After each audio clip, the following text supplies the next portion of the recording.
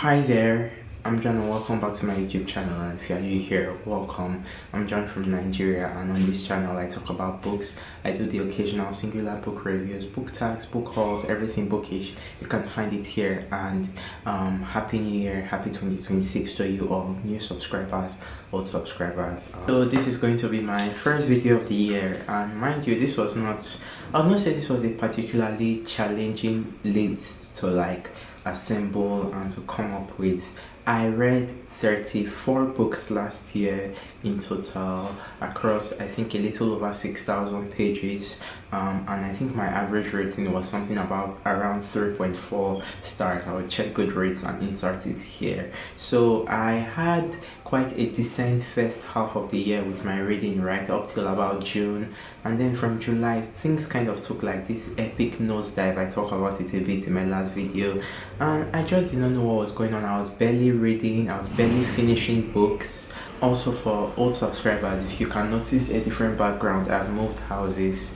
I moved this week. I moved into this new place this week, so it's a new place. I'm struggling to adjust to how to use the light I have. There's a window here, there's a window there, but it's kind of tricky for me, but I'm trying to adjust to it. But yeah, my reading kind of took a nosedive, and so the quality, I would not say I had the greatest reading year. If I want to think of, let's say, my most epic reading year, it's still 2022. That's still the benchmark, where I felt like every single book I had on our list in the top 10 was so solid and they deserve to be there. But comparable last year too, I would say, was also strong, because aside my top 3, which was very very high, that was Days of Abandonment, Catcher in the Rye 1, Days of Abandonment at 2, Giovanni's Room at 3. We had the Ghostwriter by Philip Roth at 5, Lie With Me, Philip Besson at 6. We had an Ocean Vuong poetry collection, Night Sky with Exit Wounds. We had The Idiot by Elif Batman. We had Anna Karenina. So I think we had a very strong list last year too. But this year, while it's weak in comparison, I would say I still recommend this book. So this year I'm not going to be doing 10 best books. I capped it off at 7 because that was where it really just felt so strong to leave it at. But in replacement, I would do a rapid fire list of honorable mentions. I have about 9 honorable mentions here, so I think you guys should check out every single one of these books I'm talking about, all 16 of them. But I'm going to rapid fire through the 9 honorable mentions, then we'll go into the best books of list. So yeah, let's just get into it. The first one I have here is The Insistence of Beauty by Stephen Dunn. He's a Pulitzer Prize winner. This was a poetry collection that I read, I think in January or February, I cannot remember, but very early in the year. It's really, I cannot remember exactly what it's about, but I know I have quite the bit of highlights in it. It's just moving poetry after moving poetry, and single sentence quotes kind of stay with you from it. A lot of it really does ruminate on love and losing love, and some nature ones too as well, but it's really mostly a poetry about love and losing love. And yeah, I'm not going to try to rack my brain for what it's about, but just I remember I really enjoyed this, and so I'm recommending this. I'm also going to say Erasure by Percival Everett, which I read sometime around June or July, I cannot remember, but this is a story that follows a man who he's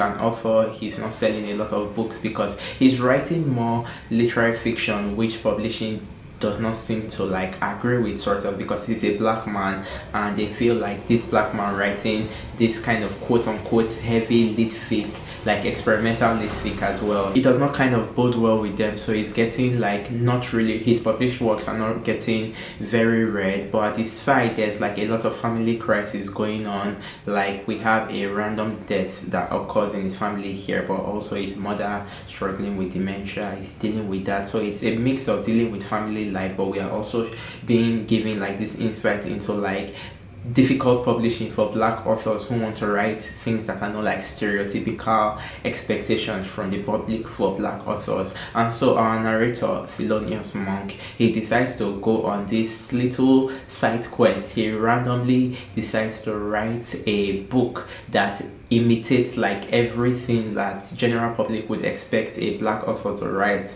about like a black man in the slums doing the most depraved things, and with the kind of language that is thought to be how generally black people speak. And the gag is, as young people will say, is that this book is included inside Erasure as well. So Erasure is really just this experimental novel, which we can say in a way Thelonious Monk, the writer in the book, is Percival Everett is kind of doing the same thing, because like he has only just started getting like notoriety with winning the Pulitzer Prize for James, and he had already been pushing like these boundaries with his works and the kind of stories he wanted to tell and the kind of things he wanted to put forth as a black author. And so putting this like way, I think this was in the 2000s or something, that's when Erasure came out. It was, I think, kind of forward thinking for that time, and it's a very cookie crazy book and a lot goes on, but it's ultimately very rewarding at the end. And it did not make it into my top list, but I still recommend it.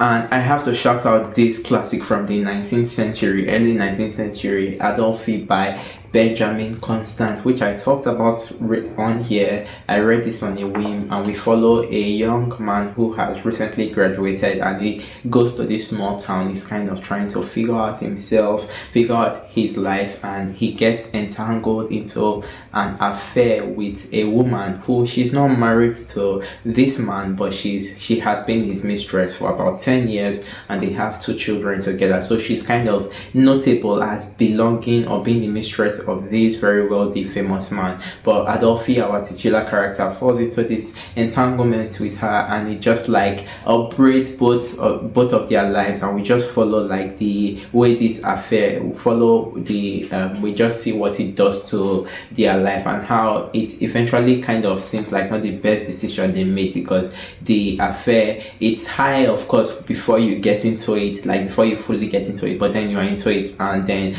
these problems kind of start to arise. And so I found it very like just visceral in the way we get this story, and it's very straightforward, the storytelling style used here. And I always said that it reminded me a bit of Anna Karenina, and I wondered if maybe by chance Tolstoy read this, because this came way before Anna Karenina came, like 40 years before. So very interesting little novel, very powerful short book. I recommend. The next book we have is The Fire Next Time by James Baldwin, and what we have here is an essay collection that contains 2 essays, one very short one and the lengthier one, and it's just Baldwin examining the black experience, but also his awakening to racism as a very young boy.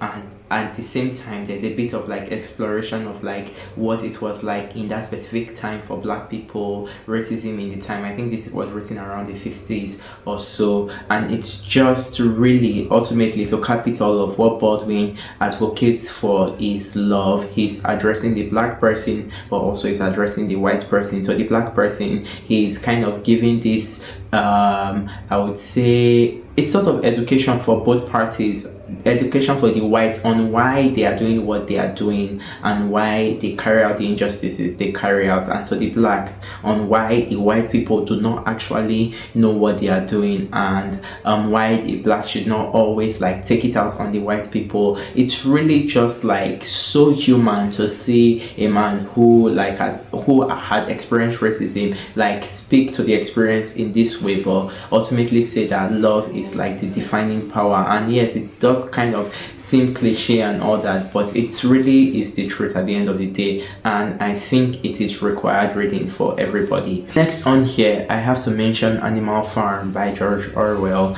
I'm not going to say too much about this. Everybody had read it before I finally read it, so do with that what you will. I think it's a fantastic little book, and I cannot wait to read more of Orwell this year. I now own 1984 in a proper copy again. I'll show it in a book haul. Then also I own another of his books called Homage to Catalonia or something like that. So very powerful tale about like human nature and it does it through animals allegorically, but like really exposes like the depths of the way human beings behave. I made a friend read this, and she's not a classic reader, but she has referenced it recently, and it's one of like my little achievements that I got her to read this book. And even though she did not love it, because it's sometimes she likes the fluffier stuff, which is nice, it kind of exposed like this little side to her, so I like that. Next, I'm going to talk about Conclave by Robert Harris, and this is a small thriller novel that looks at what it's like when the Pope dies and the next Pope has to be chosen, and it is carefully and meticulously crafted, like so patient, a lot of detail, and it feels slow at some points, but I do not think like it is like groggy in any way. I think the ease and the patience with which Harris writes kind of lends to the whole portrait we are being given, and we get the elections, yes, but we get the days leading up to the elections, then we get like some malicious like activity going on behind the scenes with some of the popes. Like it's your typical thriller, but then it's also so exciting and so fun, and I enjoyed this, and it had such a wonderful twist at the end, and big thumbs up. I think the book is way better than whatever that film was. I don't think the film was bad or anything, but I found it mid, and yeah, I think the book is excellent. And if you have not read it and you need something quick, something fun, something that makes your pulse rush, you should go with Conclave. I have to mention I Remember by Joe Bernard. This is an experimental memoir where every single sentence begins with the sentence or with the prefix I remember, and it's looking at Bernard's growing up in the, I think, 50s, sometime in the 50s, but it's also looking at his youth, his adulthood. It's a bunch of things he remembers from the past, he remembers from his own life. It does like collective remembering for like that time, but also it's very like US centered where he grew up, so, and some like historical events. So I remember, like, for example, I remember when they used to sell X type of socks, they used to sell this specific type of white socks, things like that. It's the specificity of it that makes it so good, but also like you see a man just like looking back at his youth and something he has probably forgotten. Like I remember when I used to play with XYZ, and you know they are no longer friends again, but it's so moving, and it's just kind of like a reflection of how we like remember ourselves as we get older. We remember ourselves from when we are younger and things like that. And I just really loved this thoughtful experimental book. It was the first to do it, and many people would follow in this like style post when it was released. So I liked how it was a pace setter, and it's a short book, so if you have not read it, I think you should pick this up. I have to shout out Killing and Dying by Adrian Tomine. This is a graphic short story collection. I think contains about 4 or 5 stories. I can't remember what each and every one of them are about, but I know that it's like so written like the style. I love Tomine's style. I don't know if to say read or looked through one of his books before, the New York Drawings, and it's a collection of his New York drawings. But this is like more stories. There are stories on grief and love. There are some funny ones in here too. Like one of my favorite ones, it's so weird and silly, but it's a lady who gets mistaken for like a porn star, and she kind of has the same face as a porn, or like doppelganger and stuff like that, and everybody in her university begins to mistake her for this porn star, and it kind of affects her self-confidence and affects her life as well. But then it's like so funny and so witty, but I don't know, just wholesome. I don't know if that's the word to use, but yes. And there's a story about motherhood in here that is just very like, I don't know if to say it's like 10 pages or something, and it's a woman contemplating the state of her marriage, but also like being a mother, and like what it looks like if she was to go apart from the marriage, what that does to the child. And yeah, I just really like this, like the drawing style, and highly recommend for something really short. And last on here for the honorable mentions, I had to shout out Slouching Towards Bethlehem by Joan Didion, who, if I were to say what is the single work I read last year that was like the most important thing I read, it will not be a full book, but it will be an essay, Goodbye to All That, which I've mentioned on here a lot, and how that is probably like one of the most important things I've read in my entire life, but especially like as a 20 something or as an upcoming 20 something year old. And yes, I really love that book so.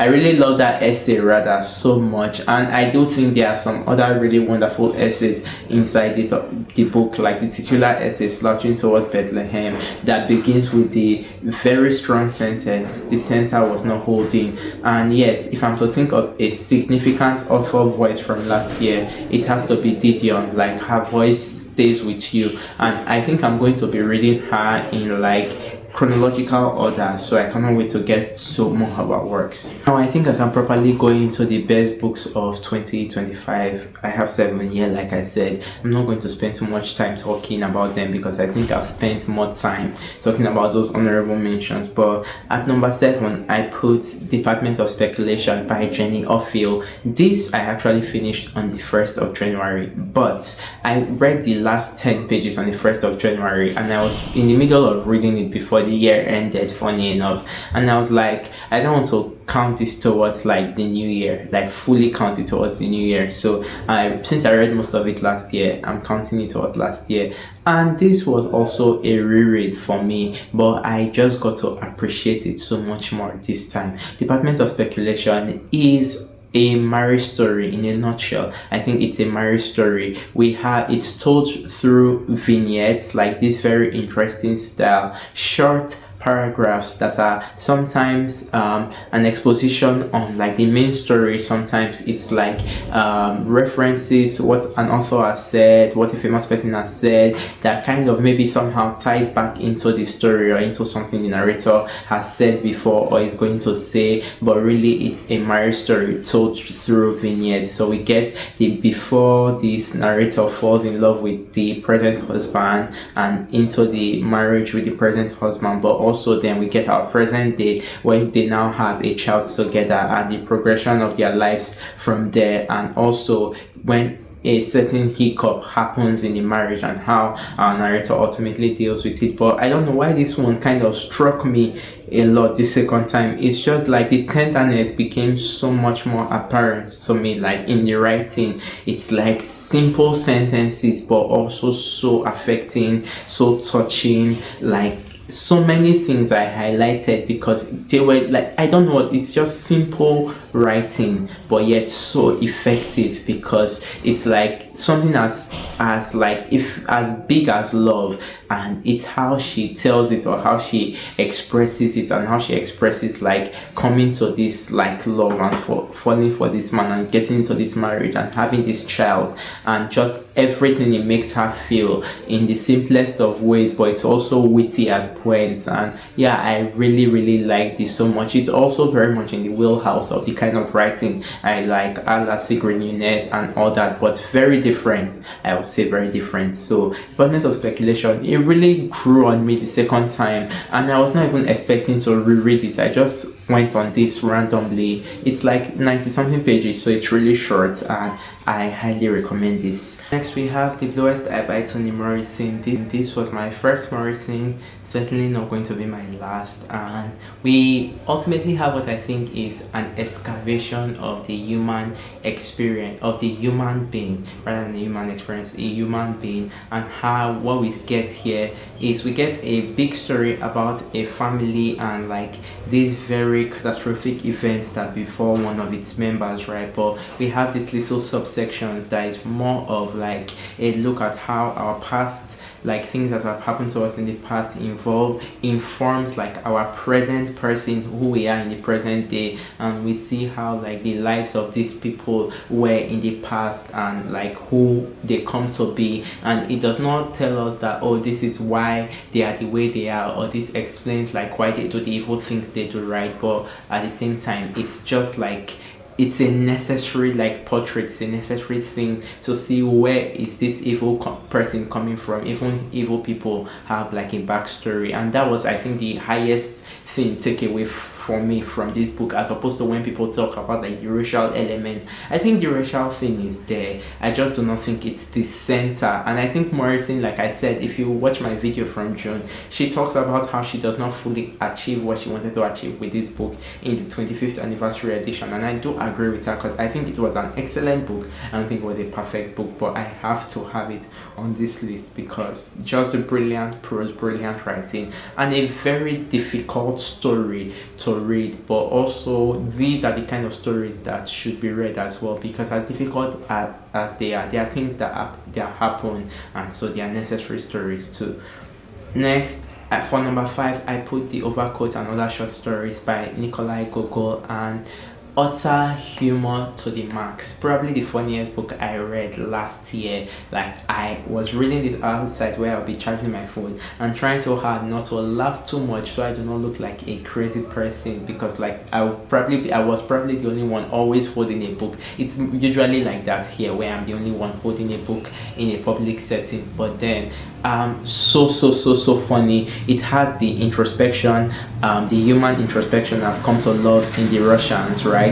But it also has like stories like The Nose, that just really says that ABC and next is D. Like, this is what happens, this random occurrence. A man wakes up, his nose is not in his face, he goes on chasing the nose, and we get to the end where he basically tells us there is no subtext, there is no metaphor, this is not like an allegory for something underlying. Like, it's just a story, a crazy story I thought up, and I gave it this ending. And that's probably one of my favorite things I've seen an author do in a book. But inside the book, he does not put it like that, right? Or it's the story about the two Ivans, how Ivan Ivanovich quarreled with Ivan Nikiforovich, two lifelong friends who have houses opposite each other, who visit each other every day. They get into this feud, and it just kind of like scatters their friendship for life, and it kind of becomes a tale too in the town. And it's just all the high points. Like, every single story in this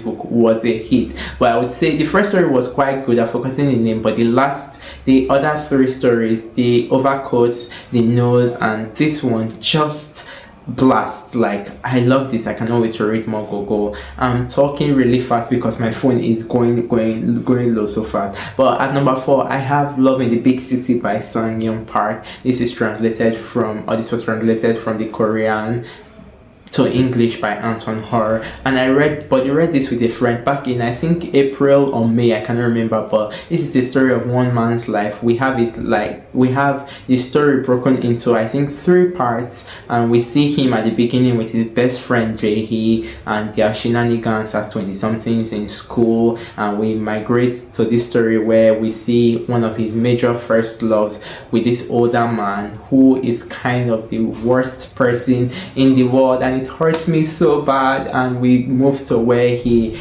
now falls in love with somebody, really, and it's just like the different like stages of his life that we get in this very moving story about a lost man trying to find his way in the world, and the people he gets in relationship with, the people who exit his life as well. Just I kept thinking back to this book as the year progressed, because it was ultimately so melancholic, so sad, but yes, it stays with you, it lingers with you, and it's just a life. And it's not a full life we leave him off somewhere in his 30s, right? But you just wonder what's going to be happening as he progresses and as he moves on, because we don't live off on the happiest note, but such is life. I I love this book. I'm so glad I read it with my friend, and yeah, it made for a great discussion, queer experience, living in Korea, but also like what it's to be like a young person in the world, and so much to praise this book for. I love it. Number 3, I did not think this book was going to be on the list when I first read it, but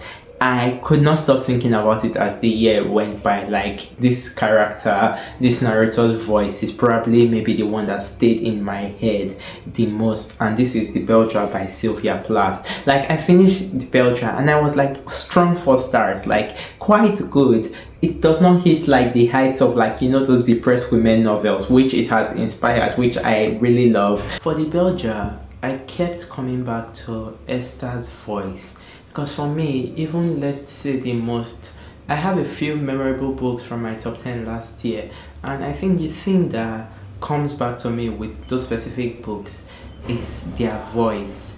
Whether it's Holden Caulfield in The Catcher in the Rye or Celine from The Idiot, which these two books kind of have the same thing for me, Celine and Esther in The Bell Jar, where I read The Idiot and I quite liked it, right? But then I was not like, this is going to be my top 10 or anything, right? But then I started to think of Celine's voice at odd and random points. Celine's voice would come to me over and over again, and that's what kind of happened with Esther, where I would be in like some terrible sad bouts. I don't want to use like the heavy stuff here, but then I would think of when she says I am, like remembering or reminding herself that she was a person, she was existing, and just like the way that novel moves, and it's really not a lot happens in it, right? We have Esther who we meet her when she's in New York for this prize contest she won for something, a literary prize contest, and then she has to go back home, but then she refuses to go back to the university because she's so depressed. Her mother wants to help her, and everybody wants Esther to be fine, but then they think, oh, Esther is not cooperating. I even get shock therapy at some point, which I learned happened to the real Sylvia Plath, right? So some of this maybe might lean towards autofiction, but then it's all the ways her voice kept coming back to me, and how you can fall down and how you can come back up again, because it's how she does not know what takes her into the depressive bout, but then when she eventually comes around, you cannot pinpoint what the thing is that snaps her out of it or that drags her out of it. But then it's a very sad book, but then ultimately I've said ultimately a lot in this video, and I don't like that, but it's very hopeful at the end too. And just this kind of woman story, it always hits me for some reason. Think my own rest and relaxation, sorrow and bliss, although we have different happenstances in like between all these novels, like even the novels resembling it, but then I don't know, the voice just kept coming back to me, quotes from it just kept encouraging me, and it's also funny at points too. So there's that to capital of. I don't know what it is with the humor in these books rather, that people would not consider like very funny bits, but then for some reason they make me laugh, and I don't know what that says about me, but I have very weird specific humor, I would say. So I loved The Bell Jar, and it saddens me that Plath did not have a lot of novels. I know she has a lot of poetry. I'm not the biggest poetry person, but I would dip and dabble because of a specific writer, I guess, and I'll probably read Plath's one, but I really wish she had more books. I don't know, I'm going to read her diaries someday for sure. We are down to the final 2, which if you're a regular subscriber would not shock you or would not surprise you. At number 2, I have Passing by Nella Larsen, my only 5-star book of last year. This I'm not going to spend too much time on because it gave me my, I would say, hit video of 2025, my biggest video. The video has been watched over 12 hours, which is insane. Like, the amount of views are not what astounds me. It's when I find out that one person, if I know when a person watches a video to the end, right? So when I find out that a group of people are watching like most of this 20 something minute video of me talking about a book, it just warms my heart, and it gives me the it encourages me to go on, even though sometimes I have videos which a lot of people do not see. It's the videos like this that kind of gives me hope that I do not want to have the biggest community, but if I could get like 10 people who actively watch these videos to the end. I know Doug, Marquita, Kurt, Don, there are some of those people, and it's every time I know they watch it because they comment on things like from the end of the video, and so it just kind of shows you that, oh, this one's really engaged with my video. And so for all of you who watch this video, the passing video, if you are still here, it meant a lot to me. It means a lot to me. But yes, passing Lela Larson, what a thunderous little book. Don't know what to say that I have not said, but almost perfect, to be fair. Almost perfect. The way it's written, just all the devices use, so much intention, you can tell, is put into like the narrative style. We have a woman, Claire Kendry, Irene Redfield, who encounters a friend from her childhood who is now passing as a white woman but is a black woman. And what we get now is an exploration of the societal implications of passing for access, which our narrator Irene dabbles in sometimes, versus Claire Kendry, who passes more as a rejection of where she's from. And so what Lela Larson does with this book is like compare and contrast these two women's life, and it's such a powerful little book with an ending that is an ending indeed. If you have read it, you know what I mean. So I cannot recommend this highly enough. I gave it 5 stars for a reason. If you're here, if you're not new here, you know that does not happen a lot. So I really love this book, and I will definitely link that video down there. So if you want to watch it, you can check it out. But my number 1 book of the year also had a review on the channel, so you can check it out. I've not mentioned this, so you know it's coming. It's The Grapes of Wrath by John Steinbeck.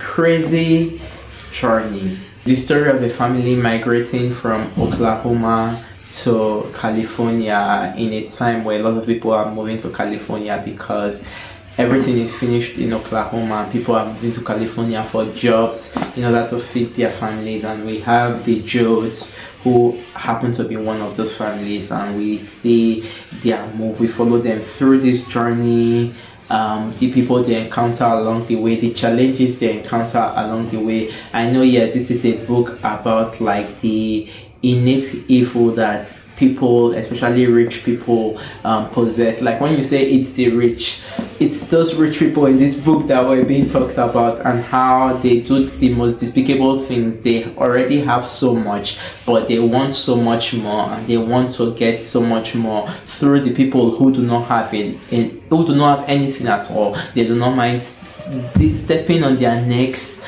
like further into the mud as long as they get up.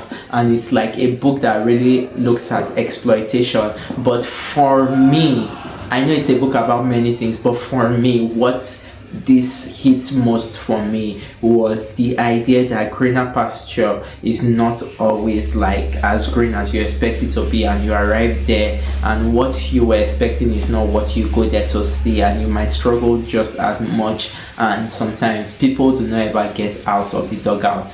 I like a lot of books, but I like different stories in books, but what will always get to my heart is books about the human condition, and it's how Steinbeck puts forth like these human stories.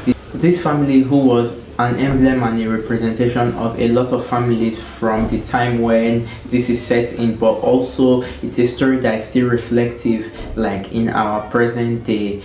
The rich still exploit the poor to get richer. It makes no sense. They still like get one over the poor, but then people still like migrate and think, oh, we are going to somewhere better, but then they go to face worse conditions. And I truly love this book. Like, I love everything here. I highly recommend them, and like everything is excellent. But if I were to choose one top book of the year, it's this one. I remember finishing it, staring at the ceiling for like 30 minutes to an hour, and just like tears streaming down my face, because what a story. And it's 400 and something pages, and you fully feel it by the end, the journey you follow these characters on. I'm sorry for all the background noise. I'm wrapping up now. So that is my book of the year. And yeah, if you have been here, if you were here last year into this year, thank you so much for sticking with me. If you are new here, I hope to see more of you in 2026. Please like, comment, share, subscribe,